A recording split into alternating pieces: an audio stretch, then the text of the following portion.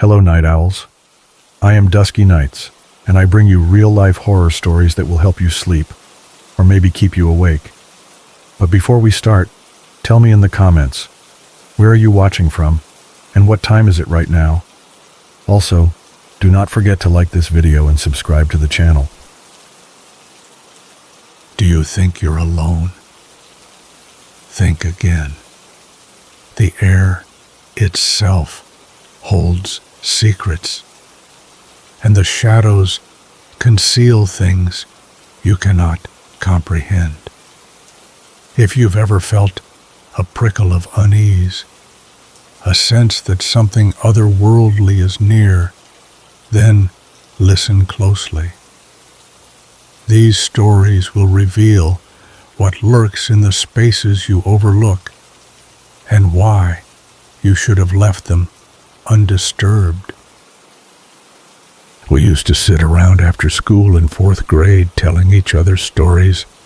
We'd talk about monsters, creepy creatures, and haunted places, our imaginations running wild. There was one girl in our class who loved hearing these tales, but one story in particular changed everything. After she went home that day, she was never the same. The next day, her parents came to complain, saying she'd been too scared to sleep. We didn't tell stories after that. But I'll never forget the one that made her cry. I didn't realize it at the time, but this story wasn't just a fictional tale. It happened to someone I know, and I'm about to share it with you now.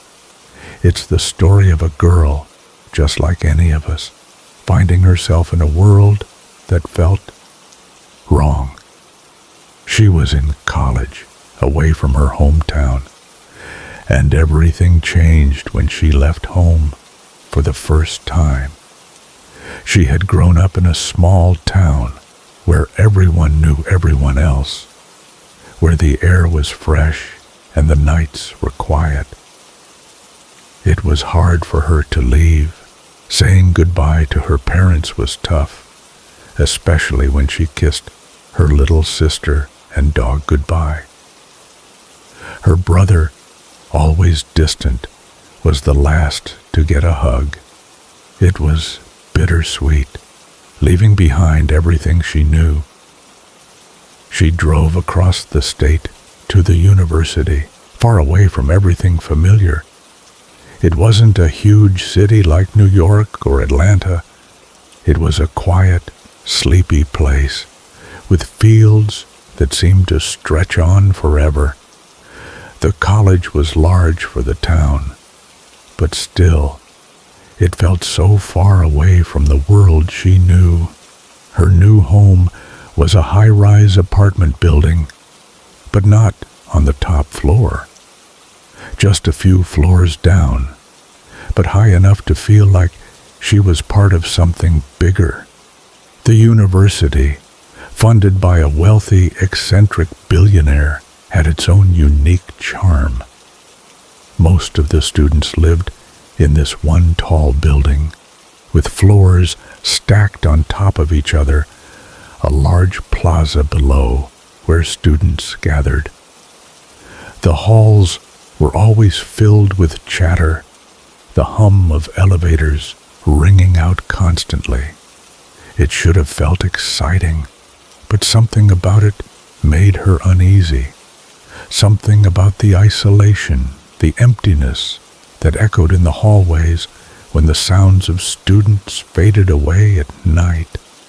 She met her roommate, and they hit it off immediately. The room wasn't large, but cozy enough for two. They kept a couple of potted plants, shared a wardrobe, and divided the space as best they could. The girl took the bed closer to the door, not because she wanted to, but because her roommate had moved in first and chosen the window-side bed. She didn't mind, though. After all, she didn't want to make waves. She was the type of girl who avoided confrontation. But There was something about being near the door that always bothered her. In the fields back home, things could slip in through doors, and the sound of wind through the cracks would sometimes echo in the silence, making it sound like footsteps, like someone was always waiting for her to fall asleep. As the weeks went by, the girl focused on her studies. She avoided the parties, avoided the distractions. She wasn't interested in making friends, at least not yet. Her purpose at the university was clear. She wanted to do well. She wanted to prove herself. Her professors liked her. She was always the first to raise her hand, the first to offer an answer. She may have been an oddity to some, but she was fine with it. It didn't bother her. She wasn't there for anyone else, just for herself. Then October came around, and with it, the pressure of a big exam. The girl spent long hours in the library, studying until late at night. The library was quiet, almost eerily so, after midnight. She'd spread her papers across a table, the dim light from the reading lamps casting long shadows. She'd often look up at the clock to see that it was well past 2 a.m. before she even thought of going back to her room. She was so focused on her work that she never thought twice about the fact that she was the only one there, the only one left in the building. One night, just days before her exam, she was in the library as usual. A young man, whom she had passed in the halls a few times before, had sat nearby. He had a portable radio on his table, its static-filled buzz breaking the quiet. She didn't mind at first, but after a while it became distracting. She asked him to turn it off, and he did, apologizing in a way that made her feel a little bad for asking. But she was focused. She needed to study. She checked her watch, and it was already 2 a.m. She figured a quick break wouldn't hurt. After all, she had left one of her textbooks back in the dorm room. A quick trip to grab it, and then back to the library. She grabbed her things, said goodbye to the young man, and made her way out. The streets outside were unusually quiet. She passed a jogger, her dog trotting beside her. It was strange to see someone running at this hour, but the girl didn't think much of it. All she could think of was her dog back home, how he would be snuggled up with her sister, the memory pulling at her heart. She missed him terribly. She made her way back to the building, feeling the chill of the late-night air against her skin. It wasn't much colder than usual. It was October, after all. But there was something about the air that felt off. She stepped into the building and pressed the elevator button. As the doors slid open, she stepped inside, watching as the orange light blinked, signaling her ascent. She checked her watch again, 2:20 a.m. Her roommate would be asleep by now. The building was eerily quiet, the usual sounds of chatter and movement gone. The elevator stopped on her floor, and she stepped out, the quiet enveloping her like a thick blanket. The door to her room opened without a sound. Her roommate was still fast asleep in the far bed, a soft rise and fall of her breathing, the only sign of life. The girl moved quietly, grabbing the book she needed from her dresser. She didn't turn on the light, not wanting to wake her roommate. She didn't even want to make a noise. She had done this countless times before. She grabbed her book, left, and closed the door behind her. But then something shifted. It wasn't until she was halfway down the hall that she realized something felt wrong.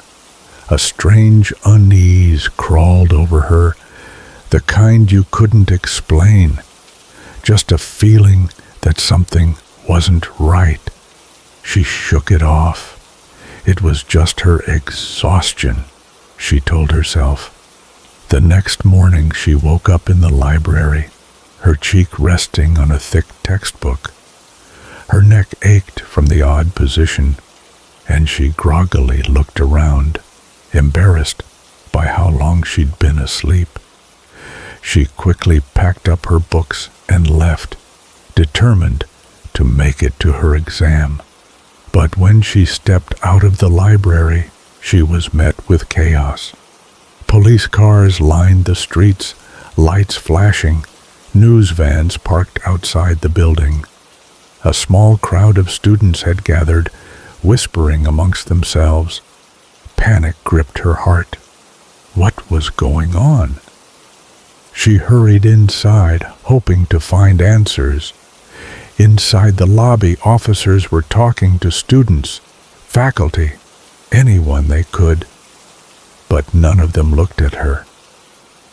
She made her way to the elevator and rode it up to her floor, where a strange quiet greeted her. The halls were empty, but the doors to the rooms were wide open, the rooms abandoned in a hurry. It wasn't until she reached her own door that she stopped. Police tape crossed the frame, marking it off limits. She approached the door, her body numb. The deputy standing there tried to stop her, but she shoved past him, her mind racing. She tore through the tape and opened the door. The sight inside made her blood run cold. Her roommate's body lay on the bed, disemboweled. Her organs spilled across the sheets, a pool of blood staining everything in sight. The room reeked of death. Her roommate's face, what was left of it, stared up at her, eyes wide open. And on the wall, written in blood, were the words, "It's 2 a.m. Aren't you glad you didn't turn on the lights?" The girl screamed, but it wasn't just the horror of seeing her friend like this. It was the knowing, the understanding that something had been waiting for her, watching her, and now it had claimed its prize. The room was silent, except for the echo of her breath. She couldn't move. She couldn't breathe. The air felt thick, suffocating. She stumbled back, her hand reaching out for support, but there was none. She turned and ran. As she fled the room, the elevator dinged, and it was then she knew it was still waiting. It started so innocently. My daughter's fascination with horror stories grew over time. It wasn't that she was obsessed with blood and gore. Not at first. It was more like she was intrigued by the unknown, the things that made people uneasy. I had always been a fan of no-sleep stories, and as she grew older, she began sitting next to me while I read them. At first, I thought she would be too scared. I worried she'd get nightmares or think the monsters in the stories were real. But I was wrong. The more I read, the more she smiled. I figured I'd make it a little less frightening for her. I found a tame story, something that didn't cross the line between spooky and terrifying, and I toned it down even further to make it digestible for her age. When I finished reading it, I expected her to be scared, maybe even a little unsettled. But no, she had this huge grin on her face as she had just won a prize. From that moment, she wanted more. It became part of our nightly routine. One story a day, sometimes two, depending on her behavior. But, in an effort to avoid her getting too frightened, I started tweaking the stories. I added Scooby-Doo to the mix. More hijinks, less bloodshed. Some nights, I would throw in a little Scooby-Doo mystery, just to keep the horror at a manageable level. After all, she was only 7. I didn't want her nightmares to be more real than the ones on the page. But her interest never waned. It only grew. When I got a new laptop for work, I made sure to wipe it clean. I uninstalled all the browsers so she couldn't accidentally connect to the internet. I didn't want her stumbling across something she shouldn't see. Instead, I let her play the old harmless games I had on there. Freddy Fish, Pajama Sam, those kinds of games. Simple. No threats, no internet. But that's when things took an unexpected turn. She started using the laptop for something else entirely. She began writing her own horror stories. They weren't long. Just short, creative tales that she would print out and hand to me in little envelopes. Each envelope had a big E written on it, and it became a regular thing for her to ask me to stop whatever I was doing to read her latest work. Her excitement was palpable, her eyes wide with anticipation as she waited for my response. It was cute at first. The stories were innocent enough. Princesses battling evil sorcerers, kittens fighting off monsters, and yes, Scooby-Doo was always there, investigating the strange occurrences. I always told her how great her stories were, even though they didn't scare me in the slightest. I'd smile and tell her, "You're getting better and better, honey." She would always beam with pride, and every time she would ask the same question, "Did I scare you?" Of course I lied. "No way, daddies aren't scared of anything," I'd say, chuckling as she skipped away, her feet barely touching the floor as she ran off to play. But deep down, I knew I had been afraid, just not of what she thought. You see, parents are afraid of many things. We're afraid of losing our jobs or that something might happen to our spouse or child. I remember when she was first born, I was terrified to leave her in a shopping cart while my wife shopped. Every time she turned her back, I thought, what if someone grabs her while I'm not looking? It haunted me, but that fear was nothing compared to what I felt when I read her next story. I still remember it, the words she wrote on that crumpled piece of paper. The story went like this. Sherry's boyfriend went out and bought some magical pixie dust. He gave the pixie dust to Sherry and told her it was sugar. He was lying to her.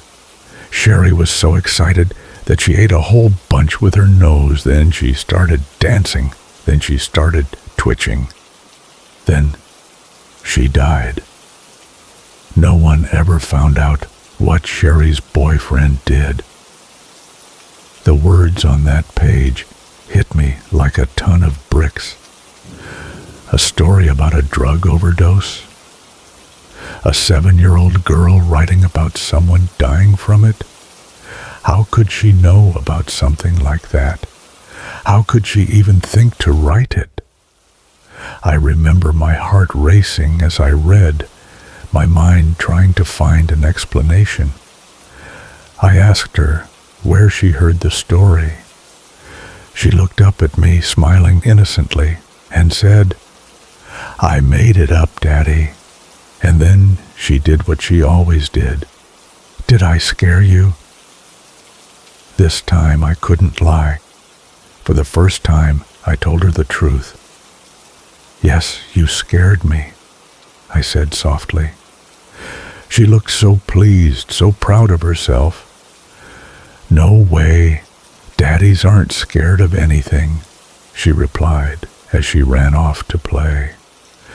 But something about her story lingered in my mind.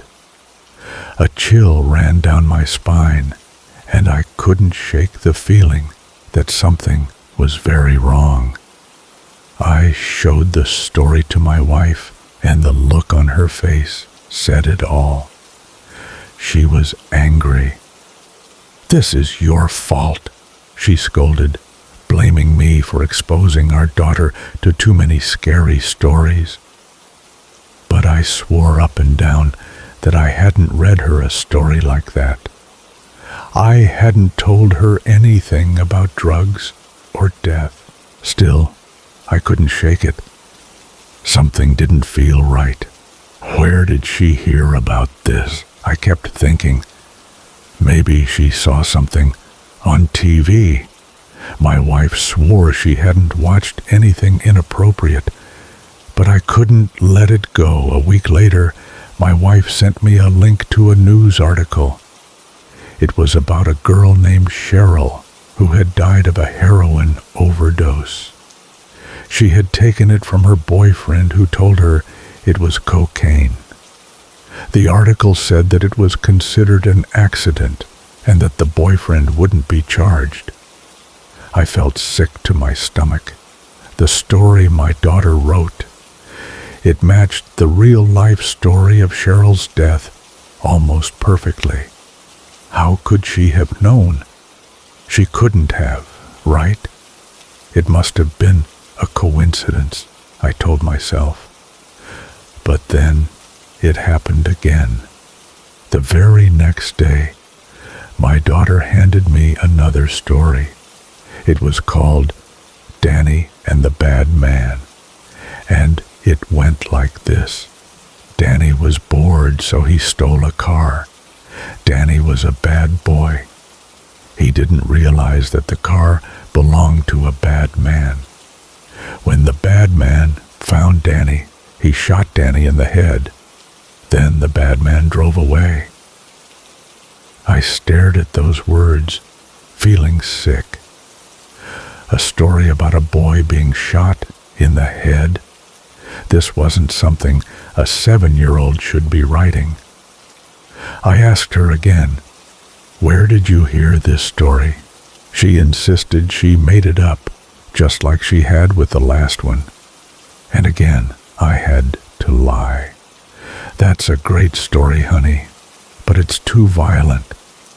You shouldn't write stories like this anymore." The next day, I decided to do some digging. I found a story about a boy named Daniel who had been found dead near an interstate. The police thought it was a mugging gone wrong. He had a criminal record, and the article mentioned that he had been shot in the head. The details matched almost perfectly. But here's where it got creepy. The article was posted 24 hours after my daughter had written the story. How could she have known? That night, things got even stranger. My daughter was sick, in bed, and I was feeling uneasy. When I got home from work, I noticed that her laptop was on the kitchen counter. My wife told me that she'd let our daughter use the laptop while she was sick, but there was something off in her voice. She pulled a crumpled piece of paper out of the trash and handed it to me. I opened it. My heart sank when I read it. Daddy got mad. Daddy tied me and Mommy up downstairs in the basement. I'm fine. I'm hungry and thirsty. Daddy brought my t-ball bat and hit Mommy with it until she stopped moving. After Daddy left, Mommy made scary noises for a while. Mommy hasn't made any noise in a while, though. Daddy hasn't stopped crying since Mommy stopped moving. I hope Mommy and Daddy feel better. I couldn't breathe. My stomach churned. How did she write this? What was going on? I wanted to believe it was just a coincidence. But deep down, I knew something wasn't right with my daughter. Something was influencing her stories in ways I couldn't explain. I didn't want to think about it, but the feeling of dread I had couldn't be ignored. Every time I tried to push it away, I remembered the look on my daughter's face when she asked, "Did I scare you?" That chilling smile, the innocence in her eyes, and I knew that something, somewhere, was watching.